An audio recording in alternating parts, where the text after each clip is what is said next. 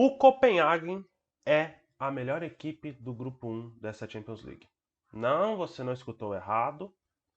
Juro pra você, eu juro pra você, o Copenhagen foi a melhor equipe, mesmo passando em segundo lugar, do grupo entre Bayern de Munique, Galatasaray e Manchester United.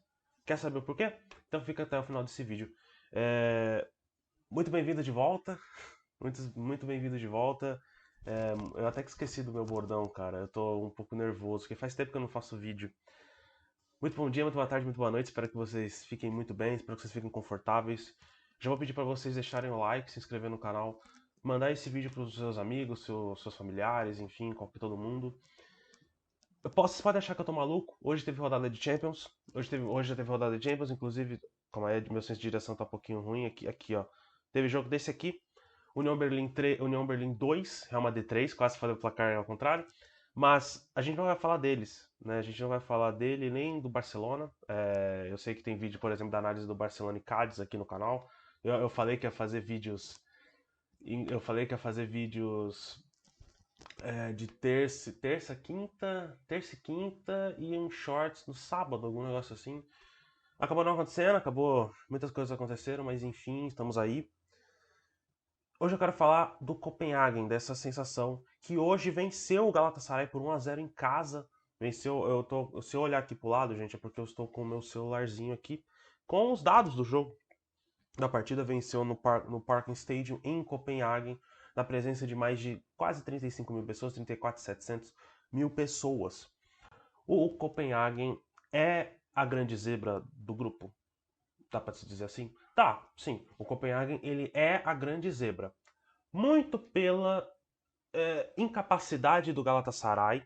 E veja bem, incapacidade no sentido de ter um bom elenco, ter peças importantes, ter um elenco que você olha e fala, cara, é um elenco interessante. Só pra você ter noção, eu tô aqui com a escalação aqui do lado, Muslera, eu só vou falar os jogadores que são interessantes, querendo ou não, porque não são jogadores que são craques de bola, não são aqueles jogadores que você olha e fala, nossa, primeira prateleira, segunda prateleira.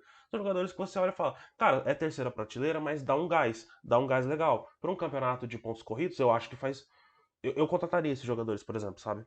A gente tem o Muslera, a gente tem o Sanchez, que era zagueiro do Tottenham, a gente tem o Angelinho, a gente tem o Torreira, a gente tem o Ziyech, a gente tem o Mauricardi, né?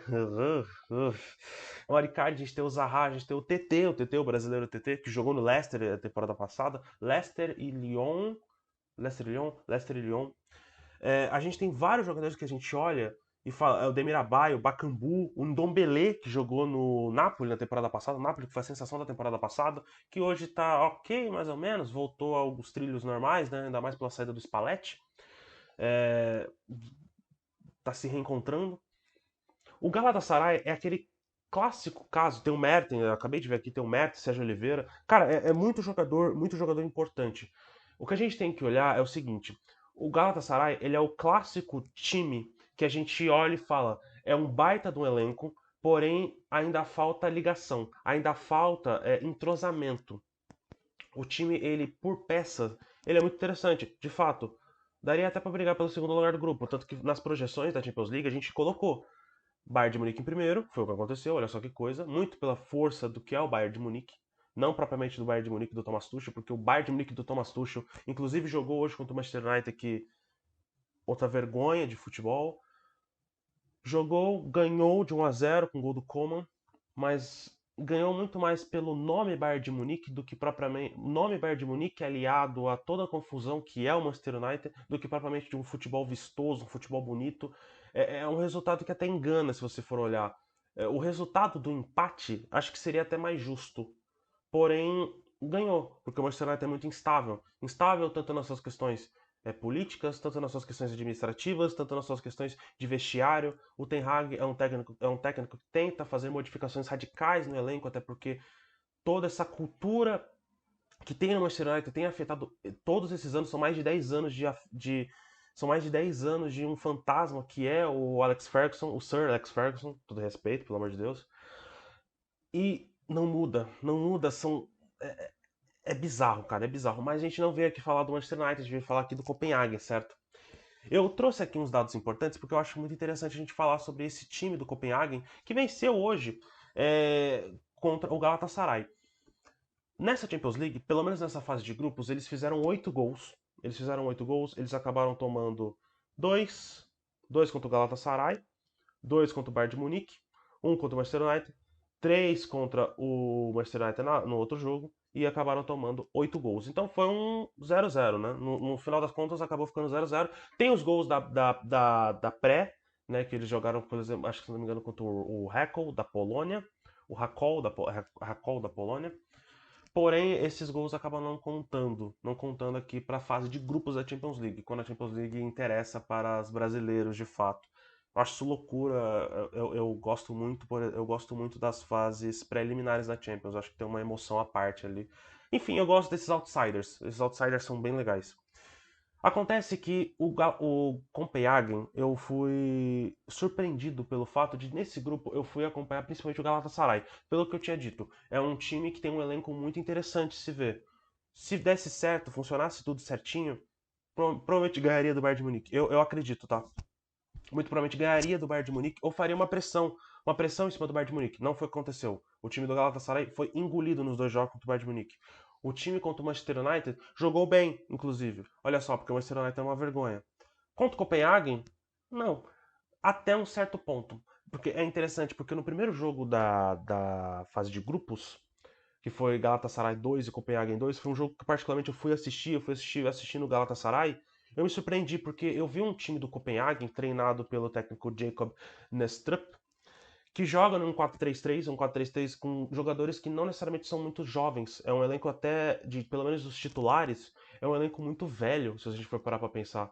Então, a gente tem jogadores, até vamos pegar o time que jogou hoje, inclusive.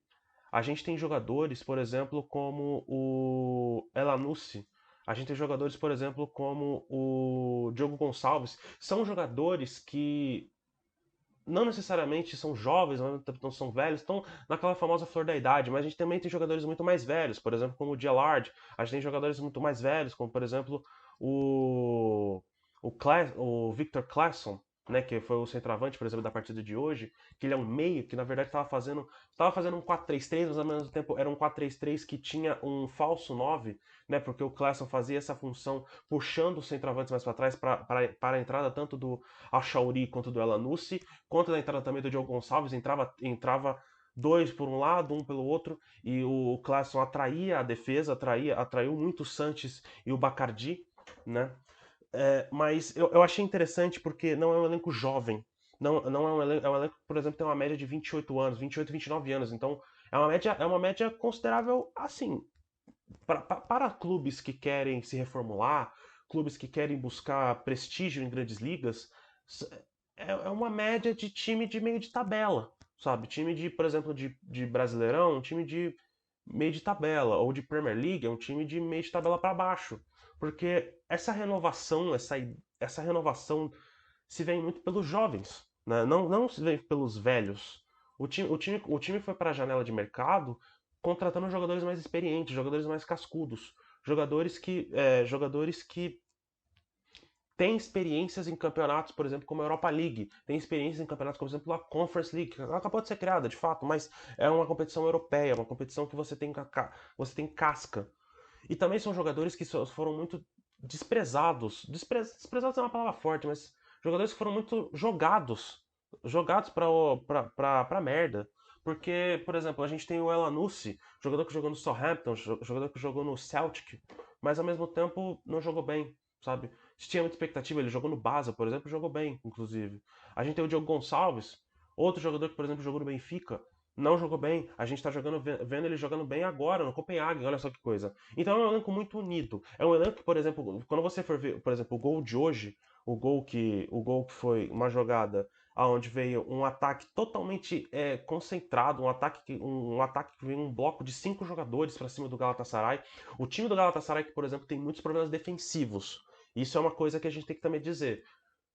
Por mais que o time do Copenhagen atacou e atacou muito bem, explorando os espaços, explorando a fragilidade, por exemplo, do Boi, do Davinson Sanches, que abriram para a defesa, para a entrada do Diogo Gonçalves, que achou um passe para o Achauri que achou pro gol do artilheiro da fase de grupos da Champions League, que foi o Lerager, inclusive um bonito gol.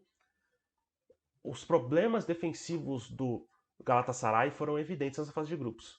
Foram grotescos. Porque se lá na frente estava resolvendo, atrás não estava funcionando muito bem. E, e é uma coisa muito louca, porque eu acho que esse foi um dos grupos mais enganosos quando a gente olha de uma superfície. Porque o Bayern de Munique, como eu disse, é um elenco que se mostrou. Tem um elenco, tem camisa. É o tal do tem elenco, tem camisa, mas não necessariamente joga bonito.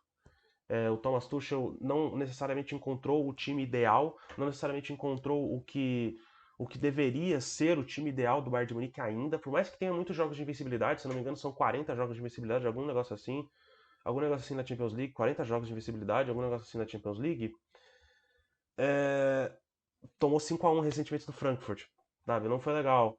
Agora ganha do Manchester United, que o Manchester United, como a gente acabou de dizer, é um caos completo. Inclusive, eu vou tentar fazer vídeo do Manchester United o mais rápido possível. Não necessariamente da partida que foi, mas do Manchester United no geral mesmo. Diga nos comentários se, se vocês querem também. E o Galatasaray, cara, é uma equipe que está em construção, literalmente está em construção. É uma equipe que precisa se formular, precisa se entrosar. Então, o Copenhagen, por já ter uma base, contratar jogador X, jogador Y e só fechar o elenco, conseguiu fazer com que o elenco fosse focado e determinado a fazer aquilo que tinha que fazer. Cara, não são muitos gols, não são muitos gols, também não são muitos gols tomados, acabou ficando zerado, porém fez o seu papel. Tem uma entrevista muito interessante, por exemplo, no final da primeira partida de Galatasaray 2 e Copenhagen 2, que o Copenhagen estava ganhando na casa do Galatasaray por 2-0. Porém, num piscar de olhos, 4 minutos. Se eu não me engano, durou 4 minutos. Assim como o Brasil, olha só que coisa. O Galatasaray fez 2 gols. E acabou empatando, olha só que coisa. E tem uma entrevista no pós-jogo que foi do goleiro do Grabarra, que inclusive é um ótimo goleiro, Everton, fica de olho, Everton. Vai que o Pickford sai, inclusive. O Grabarra falou, cara, a gente queria sair com a vitória porque a gente queria sair com a vitória nesse estádio de merda. Inclusive foi engraçado, né? Mas, enfim. O que eu acho interessante é que o time do Copenhagen é um elenco que, por ser daquela categoria outsider, né? Mônaco 2016-17, Leipzig da temporada da Super Champions de 2020, Roma da 2017-18, enfim, por ser esses clubes outsiders que acabam chegando, Atalanta na temporada da Super Champions, que acabou sendo eliminado do PSG, é um elenco que, de certa forma, encanta, mas ao mesmo tempo a gente sabe que não tem gás suficiente para aguentar até o final. Lá ele 1000 vezes. Não tem gás. O Copenhagen jogou melhor que o Galatasaray no 2-2. Jogou melhor até um certo ponto. Tomou 2 gols, porque não tem gás suficiente para aguentar a pressão. Porque, como eu disse, o ataque do Galatasaray ele é melhor do que o ataque do Copenhagen. Mas ao mesmo tempo, o Copenhagen joga mais unido, joga num bloco fechado, quando, por exemplo, joga sem a bola defensivamente, acaba fazendo uma linha de 6 defensores. É claro, é um time pequeno, é claro, é um time que precisa se defender lá. Não é como, exemplo, o Bayern de Munique que se defende ainda com uma linha de 4 defensores, por exemplo, uma linha clássica, a famosa linha clássica do FIFA, né? O Copenhague se defende uma linha de 6, porque é um time pequeno, é um time tecnicamente fraco, porém é um time muito bem treinado, é um time muito bem ajustado em um grupo desajustado. Eu gostei dessa frase. É um grupo desajustado com um time ajustado. Então, a classificação do Copenhagen faz totalmente sentido. Totalmente sentido mesmo, tá? O jogo contra o Bayern de Munique, que o Bayern de Munique acaba vencendo o Copenhague por 2-1, cara, o Copenhague jogou melhor. Pode parecer que não, pode parecer loucura, mas se você for ver o jogo, e eu inclusive antes dessa partida, eu fui assistir alguns jogos do Copenhague para fazer uma análise nesse vídeo, né? O Copenhague jogou melhor que o Bayern de Munique por quase toda a partida. Inclusive acabou tomando os gols por falhas. Tanto falhas individuais, tanto falhas individuais, tanto da defesa, quanto um apagão do sistema defensivo, né? Contra o Manchester United no 1-0, que foi a partida na terceira rodada, aí dá pra dizer que foi um jogo mais pau a pau. E aquela coisa muito engraçada, porque o Manchester United, até uns 20, 30 minutos, tudo bem, ficar de igual para igual com o Copenhagen, mas o jogo todo, e ter ganhado, tipo, nos últimos minutos, se não me engano, com o gol do McTominay, é meio vergonhoso. É meio vergonhoso. O Manchester United, pela grandeza, pela camisa, pelos jogadores, pelo estádio. Cara, você tá jogando no Old Trafford, tá jogando no Teatro dos Sonhos, pelo amor de Deus. Você acaba fazendo só 1-0. Eu sei que 1-0 é o necessário, mas, cara, ainda assim é o Copenhagen. E você é o Manchester United. E você não consegue fazer mais do que um gol. Pelo amor de Deus. O time jogou de igual para igual com a equipe que estava jogando claramente na retranca. Na retranca. É inacreditável, velho. E aí vem um jogo de consolidação, tanto para esse vídeo quanto para uma análise no geral. O 4-3. O 4-3 do Copenhagen contra o Manchester United, por mais que pareça um resultado muito. Nossa senhora, que maluquice! O Copenhagen fez 4 gols do Manchester United, não é demérito. Eu vejo que muitas pessoas vão falar mais do demérito do Manchester United do que propriamente do mérito do Copenhagen de ter se classificado, mas o Copenhagen tem mérito pra cacete. O Copenhagen jogou um futebol ajustado do início do minuto 0 até o minuto 90. Jogou como tinha que jogar.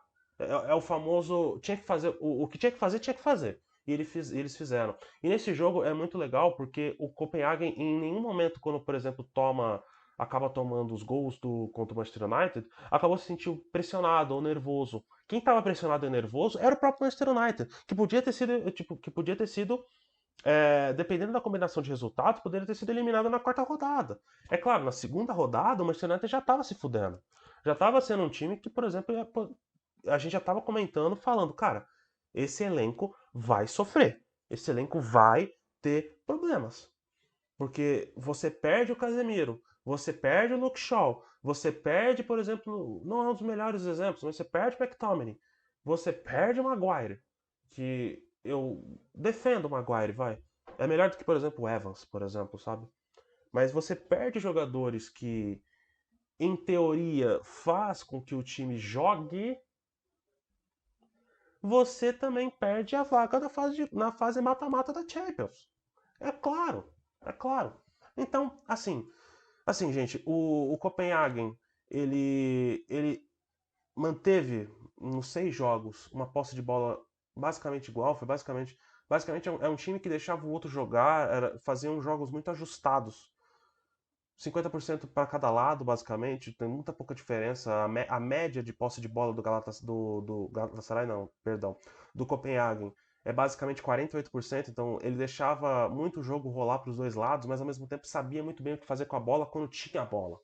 É um time que, sem a bola, ofensivamente e defensivamente, ofensivamente se comportava muito bem, porque não era um time afobado. Um time afobado, como por exemplo o Manchester United e o Galatasaray, mas ao mesmo tempo era um time que defensivamente se comportava muito, muito como o Bayern de Munique, por exemplo. É um time que, pelo menos até a quarta rodada, se comportava muito bem como o Bayern de Munique.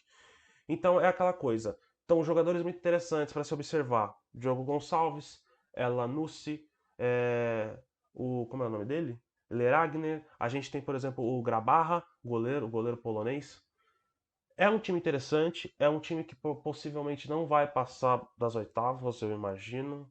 Se for, é uma grande surpresa, até porque essa era Champions League, né, pelo menos no formato Champions League, não Taça dos Campeões da Europa, eu tenho até anotado aqui, inclusive quando eu olho para baixo aqui, gente, é porque eu tenho as anotações aqui. De 93, de 92 para cá, quando tem essa nova era da Champions League, os melhores resultados de times noruegueses no geral são do próprio Copenhague. O Copenhague na temporada 10 e 11, nas oitavas de final acabou sendo eliminado por Chelsea no agregado por 2-2. Acabou passando no grupo um grupo bem acessível, mas temos que lembrar que é o Copenhague em 2010, então, né? Conseguiu passar para as oitavas de final, acabou sendo eliminado por Chelsea com 2-0 no agregado, mas ao mesmo tempo é um grupo que os times noruegueses têm muita dificuldade de jogar a Champions League, é claro. Normalmente eles têm uma vaga, duas vagas, acaba não tendo vagas diretas, e quando tem uma vaga direta, acaba caindo em quarto lugar. Então, por exemplo, a gente tem aqui temporada 13 e 14, tem o Copenhague, acabou caindo na fase de grupos, quarto lugar. Temporada 16 e 17, se eu tô pulando as temporadas é porque acabaram nem jogando a fase de grupos.